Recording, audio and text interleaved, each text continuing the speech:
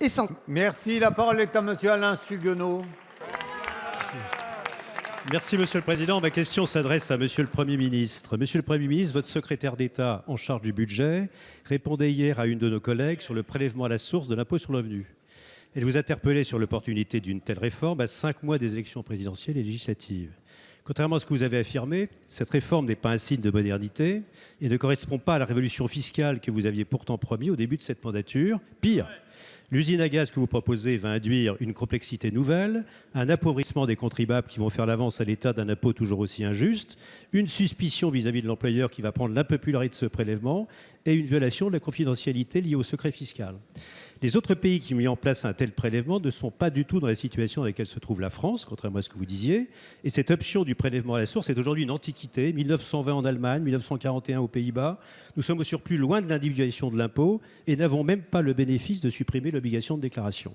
Le seul avantage est bien sûr pour l'État qui va thésauriser pendant 9 mois les crédits ou les réductions d'impôts, décourageant d'autant plus les contribuables vertueux qui ont décidé d'embaucher des emplois à domicile ou entrepris des travaux d'économie d'énergie. Le remboursement n'interviendra en effet qu'en septembre de l'année suivante, ce qui va nuire très sensiblement au pouvoir d'achat des Français qui n'ont pas besoin de cela, vous en conviendrez en ce moment. Monsieur le Premier ministre, il n'y a pas en France que des représentants de la fonction publique, il y a aussi des agriculteurs, des entrepreneurs, des salariés, des retraités qui se souviendront longtemps, hélas, de ce quinquennat et de la pression fiscale sans précédent qu'ils ont eu à subir.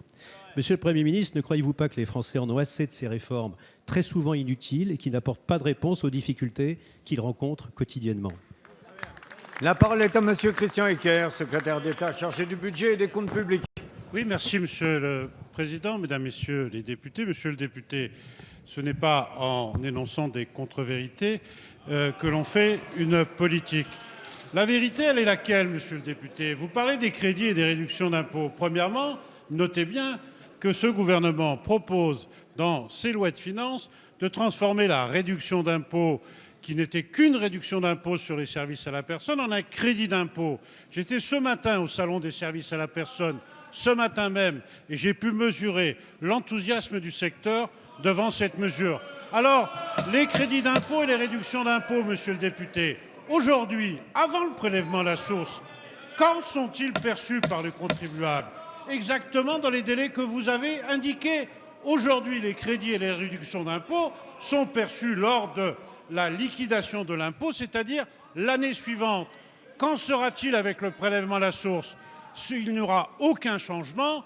Et si nous ne faisons pas rentrer dans l'assiette de l'impôt les revenus de 2017, nous maintenons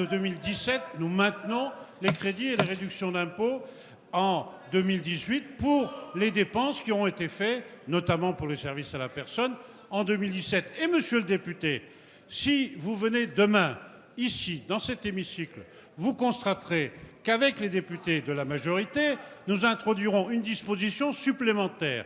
C'est-à-dire qu'à partir de 2018, en février 2018, nous vous proposons qu'un acompte de crédit d'impôt de 30% des crédits d'impôt de l'année précédente soit versé dès le mois de février, ce qui sera un nouvel avantage supplémentaire.